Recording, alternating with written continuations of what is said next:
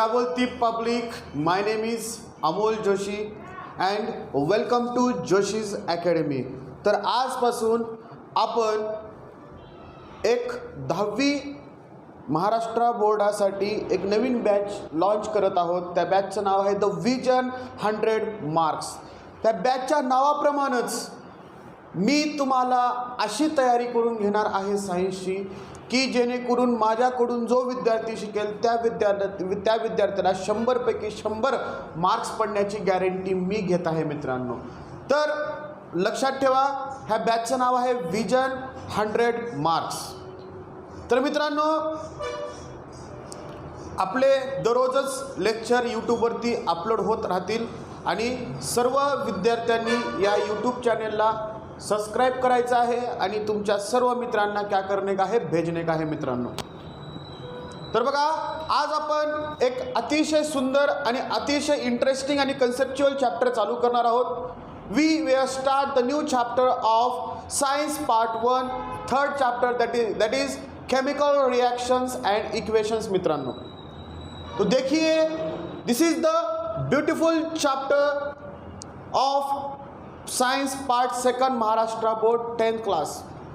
तर मित्रांनो, ह्या चॅप्टरमध्ये आपल्याला काय शिकायचं आहे, या चॅप्टरमध्ये आपल्याला कोणते कोणते पॉईंट्स कव्हर करायचे आहेत. या चॅप्टरमध्ये आपल्याला केमिकल रिॲक्शन म्हणजे काय, केमिकल चेंज म्हणजे काय, फिजिकल चेंज म्हणजे काय, त्याचबरोबर आम्हाला रिॲक्शन कसं बॅलन्स केली जाते, रिॲक्शन बॅलन्स करण्याचे कोणते कोणते स्टेप्स आहेत, त्या स्टेप्स आपण आपल्याला इथे काय करायचं आहे, अभ्यास करायचं आहे मित्रांनो. त्याचबरोबर आम्हाला टाइप्स ऑफ रिॲक्शन्स पाहिजेत. त्याचबरोबर आम्हाला करोजन काय, ऑक्सिडेशन, रिडक्शन, ह्या सगळ्या कन्सेप्ट अगदी सोप्या आणि एकदम गावठी भाषेत तुम्हाला मी सांगणार आहे मित्रांनो.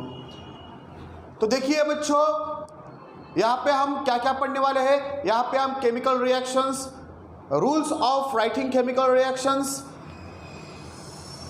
Other hand we also trying to explain balancing chemical reactions, and as well as we understood the types of chemical reactions, oxidation, reduction, corrosion. All these contents we are completed in this lesson. तो बच्चों, चलिए कि chemical reaction, what is mean by chemical reaction, ये concept समझने के लिए हमको पहले क्या पढ़ना पड़ता है, what is physical change end what is chemical change. तो देखिए,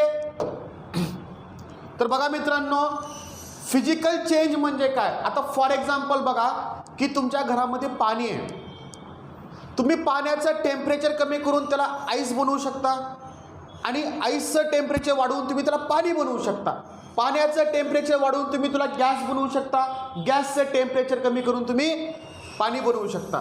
म्हणजे फिजिकल चेंजमध्ये आपण फक्त काय चेंज करतो, फिजिकल चेंजमध्ये आपण फक्त टेम्परेचर आणि प्रेशर चेंज करतो, पण मॅटर मात्र तोच राहतो. हम क्या करते हैं फिजिकल चेंज में, only temperature end pressure change करते हैं, बट मैटर नहीं चेंज होता. पानी का पानी ही रहता है, पानी का बनाना नहीं बनता, पानी का मैंगो नहीं बनता, पानी का पानी ही रहता है. खाली उसका हम क्या चेंज करते हैं, टेम्परेचर चेंज करते हैं. बट केमिकल चेंज में हम पूरा मैटर चेंज करते हैं. फॉर एग्जाम्पल, अगर एक कैरी है, कैरी मराठी में क्या बोलते उसको, कैरी. तुमच्याजवळ एक कैरी आहे आणि ते कैरी पिकल्यानंतर मँगो बनते.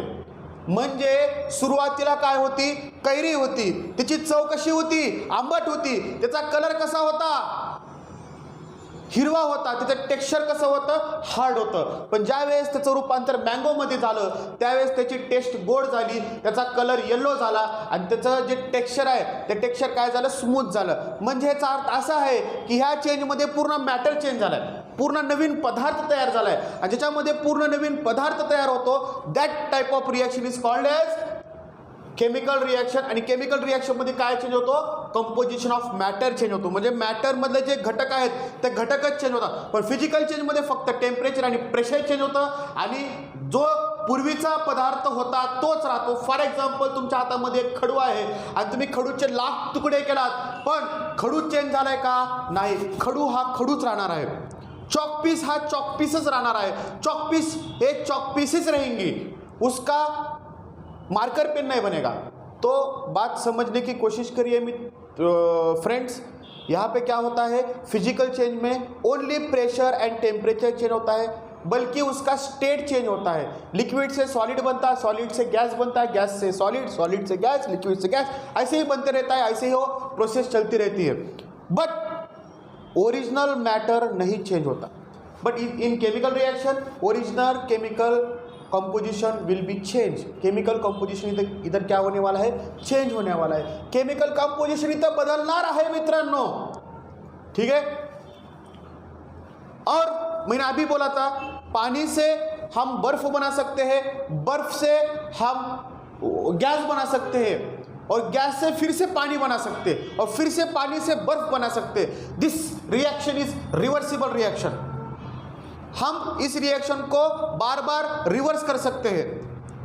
या रिएक्शनला आपण परत परत काय करू शकतो, रिवर्स करू शकतो. बट कैरीपासून आंबा जो झाला होता त्या आंब्याचं परत रूपांतर आपण कैरीमध्ये करू शकतो का? नाही. Therefore chemical reaction is irreversible reaction. Understood? छान.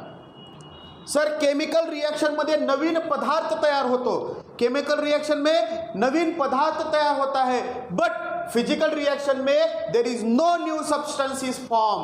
कोणताही नवीन सबस्टन्स तयार होत नाही. जो पूर्वीचा आहे तोच फिजिकल चेंजमध्ये राहत असतो, बट केमिकल चेंजमध्ये नवीन पदार्थ तयार होतो मित्रांनो. For example melting of ice. जब बर्फ का रूपांतर पानी में होता है, उसको हम फिर से बर्फ बना सकते हैं. लेकिन अगर एक बार फ्रूट अगर पक गया तो फिर से वो पके वाले फ्रूट को कच्चा नहीं बना सकते. अंडरस्टूड? मेरी हिंदी ऐसी है, मेरी मराठी ऐसी है, मेरी इंग्लिश ऐसी है. जो मेरे दिल में आएगा मैं वही बोलूँगा, और आपको जो पसंद है उसी लैंग्वेज पे मैं सिखाऊंगा. तो डोंट टेक अ टेंशन.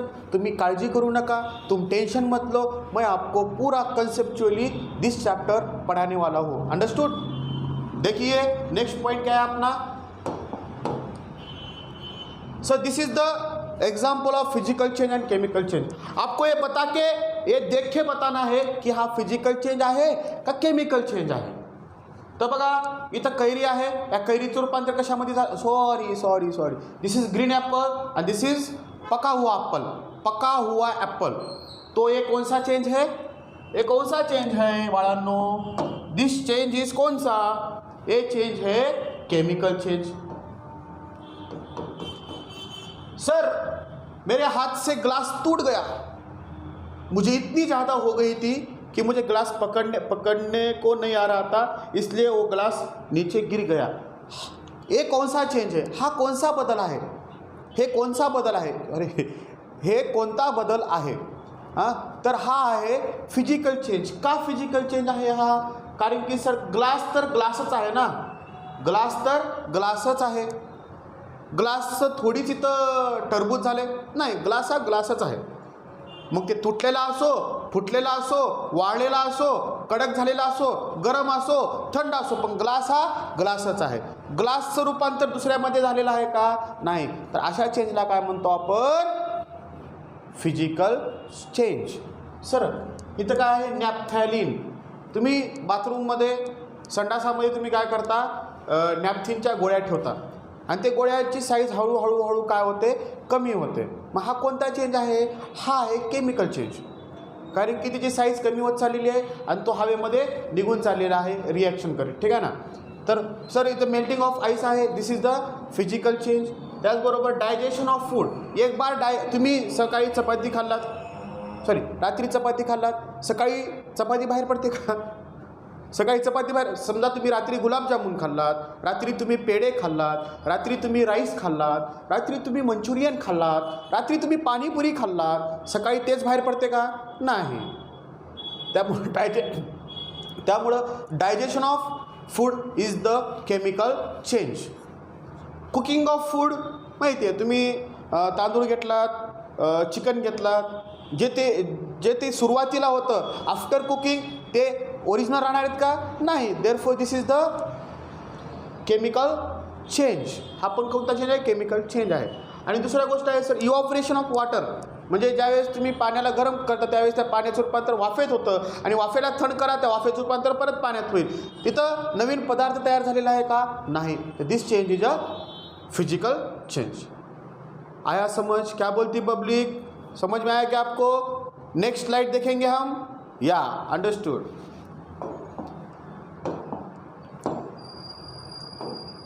तो देखिए केमिकल रिएक्शन जो है आपको थोड़ा सा मैं डिस्कस करूंगा. सर इधर हमने लिया है कार्बन और कार्बन की रिएक्शन मैंने की है किसके साथ? ऑक्सीजन के साथ रिएक्शन की है. तो देखिए ये है कार्बन और ये है ऑक्सीजन. दोनों मिलके कुछ तो नया बनाने वाले हैं. दोघं मिळून काहीतरी नवीन बनवणार आहेत. काय बनवणार आहेत ते? कार्बन ज्यावेळेस ऑक्सिजन सोबत रिएक्शन करतो त्यावेळेस तो तयार करतो कार्बन डायऑक्साईड. सुरुवातीला तुम्ही घेतलात कार्बन, नंतर घेतलात ऑक्सिजन आणि तयार झाला काय? Carbon dioxide. म्हणजे हे जे दोन रिएक्शनमध्ये जे भाग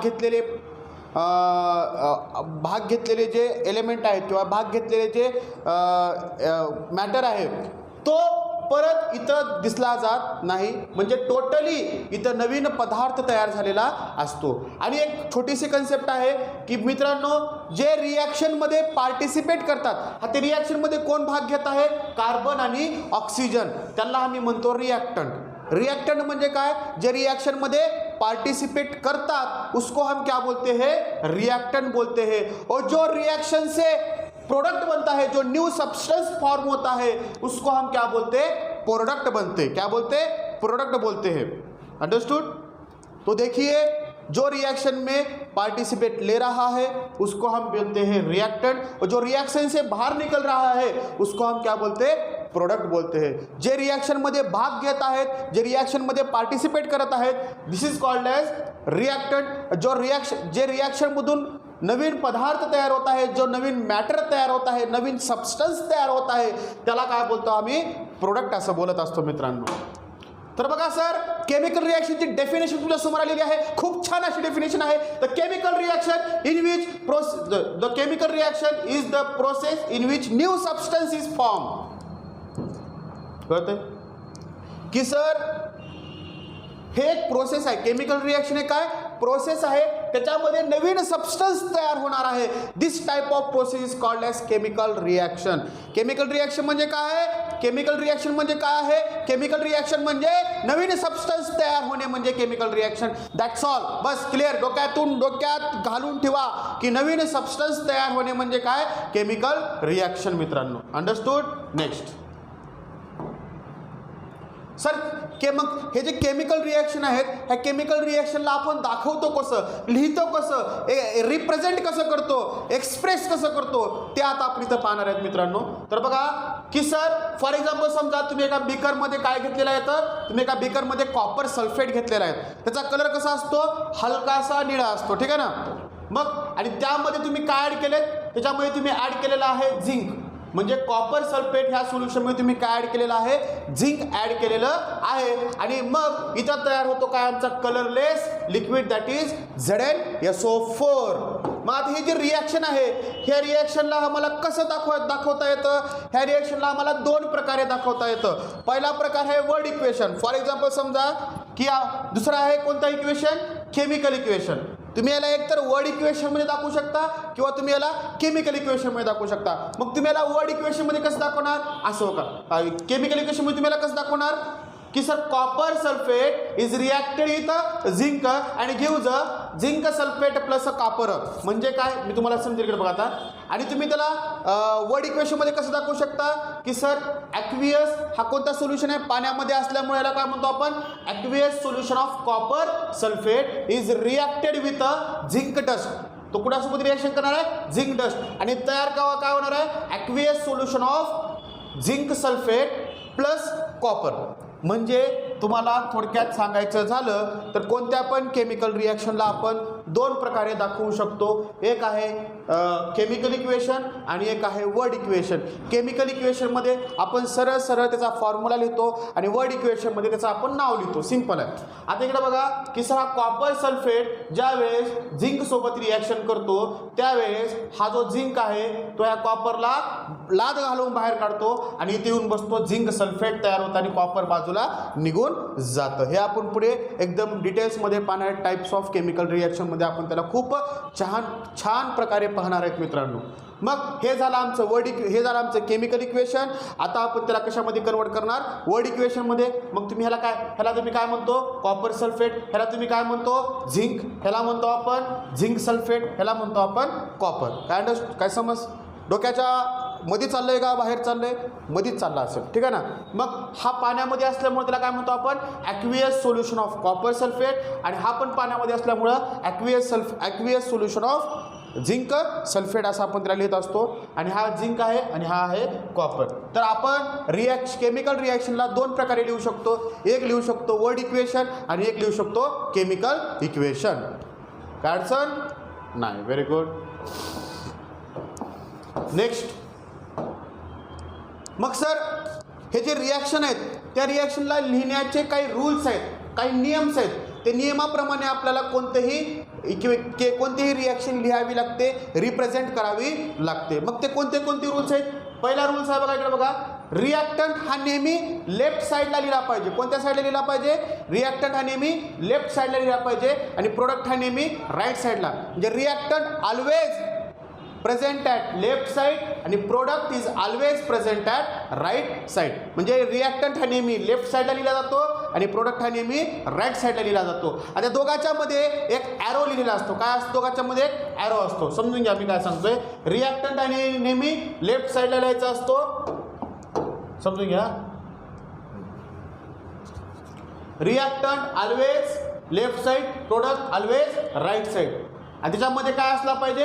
ते दोघांच्या मध्ये एक ॲरो असला पाहिजे. आता फॉर एक्झाम्पल बघा, इथं कार्बन आहे आणि इथं ऑक्सिजन आहे. हे कोण येतं? रिॲक्टंट आहे. त्याला आपण कुठं लिहितो? लेफ्ट साईडला लिहितो. आणि याच्यापासून काय तयार होणार आहे? Carbon dioxide. हा कोण आहे? आमचा प्रोडक्ट. त्याला आपण कुठे लिहितो?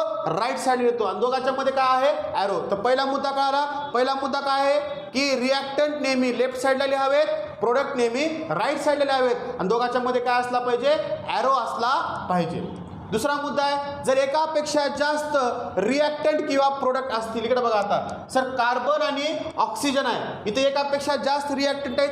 त्याच्यामध्ये आम्हाला काय लिहावं लागतं? प्लस सिम्बॉल लिहावं लागतं. दिले बघा. If the more than one reactant or product, एकापेक्षा जास्त रिॲक्टंट किंवा प्रोडक्ट असतील तर त्यांच्यामध्ये काय लिहावं लागतं? आम्हाला प्लस चिन्ह द्यावं लागतं.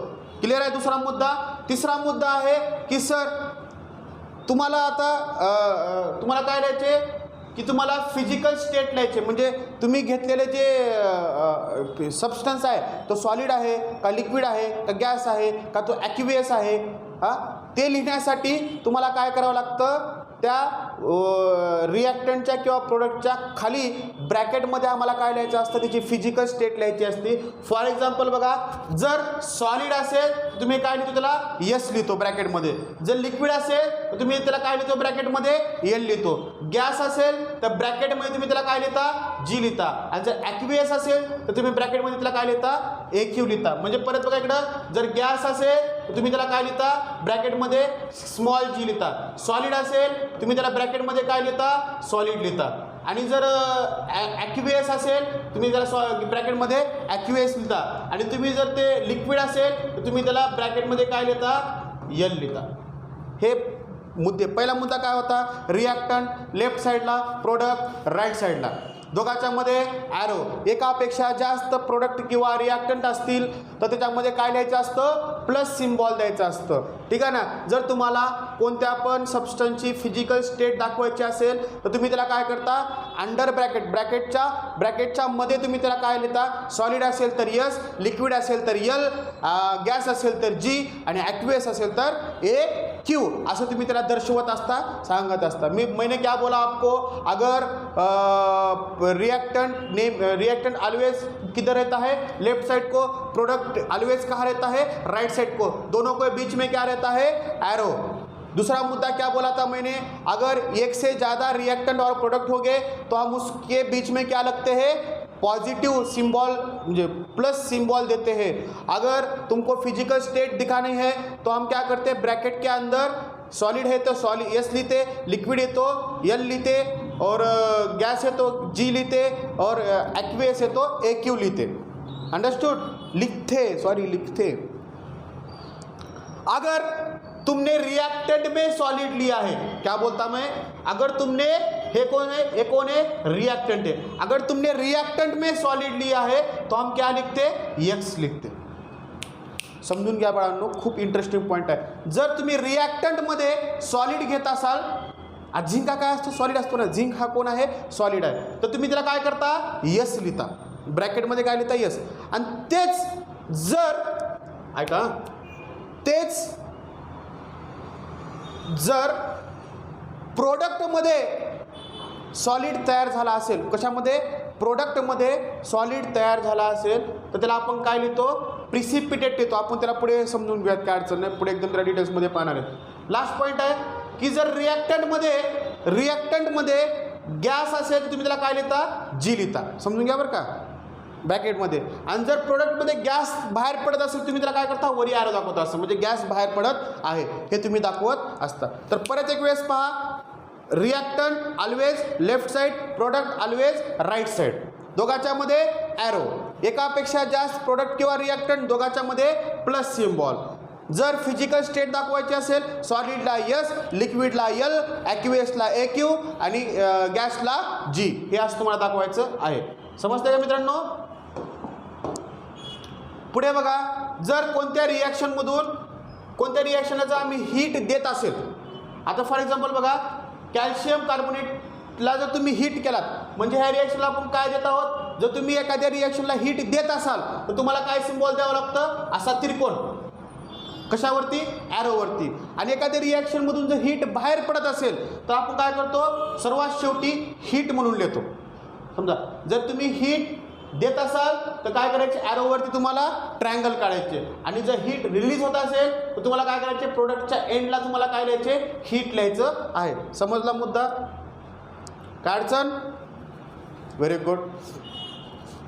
तुम्हाला जर काही स्पेसिफिक कंडिशन सांगायचे असतील, म्हणजे एखाद्या रिॲक्शनला तुम्हाला टेम्परेचर द्यावं लागत असेल, प्रेशर द्यावं लागत असेल, स्पेसिफिक कंडिशनला प्रेशर, टेम्परेचर, कॅटलिस्ट तुम्ही जर यूज करत असाल, कॅटलिस्ट काय असतं आपण इथं नंतर बघूयात, तर तुम्ही त्याला काय करतो, ॲरोच्या वरती तुम्ही लिहित असता, ॲरोवरती तुम्ही टेम्परेचर लिहू शकता, प्रेशर लिहू शकता किंवा कॅटलिस्ट लिहू शकता, काही अडचण नाही, ठीक आहे ना। आणि त्याचबरोबर तुम्हाला जर अजून काही स्पेशल इन्फॉर्मेशन द्यायची असेल तुम्ही काय करता, त्या रिॲक्टंट किंवा प्रोडक्टच्या खाली तुम्ही, आता फॉर एक्झाम्पल बघा, इथे तुम्ही HNO3 वापरला आहे, कोणता वापरला आहे, HNO3 म्हणजे नायट्रिक ॲसिड वापरला आहे। एका रिॲक्शनमध्ये तुम्ही काय वापरलेलं आहे, कॉन्सन्ट्रेटेड HNO3 वापरला आहे, आणि एका रिॲक्शनमध्ये तुम्ही काय वापरलेलं आहे, डायल्यूट HNO3 वापरलेला आहे। हे कॉन्सन्ट्रेटेड काय असतं, 100% प्युअर असेल त्याला म्हणतो आपण कॉन्सन्ट्रेटेड, पाणी मिक्स असेल त्याला म्हणतो आपण डायल्यूट। आता जर एखादी माणूस चपटी देशी दारू जर नीट मारत असेल तर ते काय झालं, कॉन्सन्ट्रेटेड दारू पित आहे तो, म्हणजे काय की त्याच्यामध्ये पाणी मिक्स नाही। आणि जर कोणी मस्तपैकी पॅक बनवून पित असेल तर तो काय, डायल्युटेड दारू आहे, ते कोणती दारू आहे, डायल्युटेड, म्हणजे पाणी मिक्स नसेल त्याला बोलतो आपण कॉन्सन्ट्रेटेड, पाणी मिक्स असेल त्याला म्हणतो आपण डायल्युटेड। अंडरस्टूड? तर आता बघा, मी तुम्हाला 2 मिनिटात रिवाइज करतो की आपण काय काय शिकलेलं आहे, आपण काय काय शिकलेलं आहे, 1 मिनिटात रिवाइज करू आपण। सर आपण काय सांगितलं की रिॲक्टंट, सॉरी 1 सेकंड,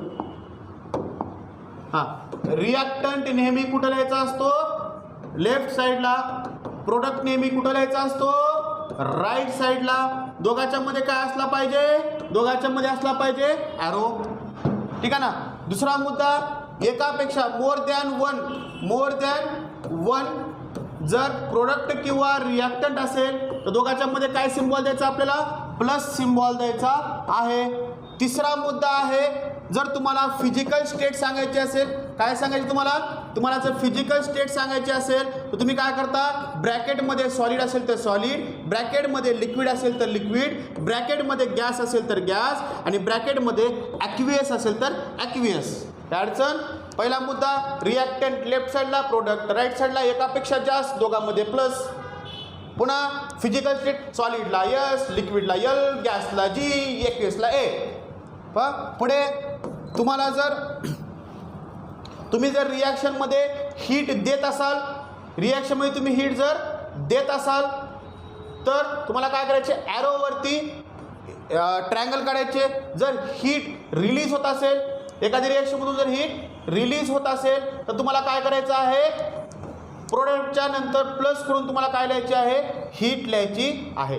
त्याचबरोबर तुम्हाला जर काही स्पेशल इन्फॉर्मेशन द्यायची असेल, फॉर एक्झाम्पल टेम्परेचर, तुम्ही काय करू शकता, टेम्परेचर लिहू शकता.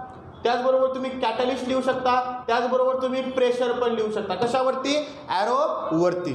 आणि लास्ट पॉईंट आहे, जर तुम्हाला अजून काही स्पेशल इन्फॉर्मेशन द्यायची असेल तर फॉर एक्झाम्पल HNO3 हा जर तुम्ही कॉन्सन्ट्रेटेड वापरला असेल तर तुम्ही काय करायचं, त्याला त्याच्या खाली कॉन्सन्ट्रेटेड लिहायचे. तुम्ही जर HNO3 जर डायल्यूट वापरला असेल तुम्ही त्याला काय लिहितो, डायल्यूट असं लिहित असतो. काय अडचण नाही.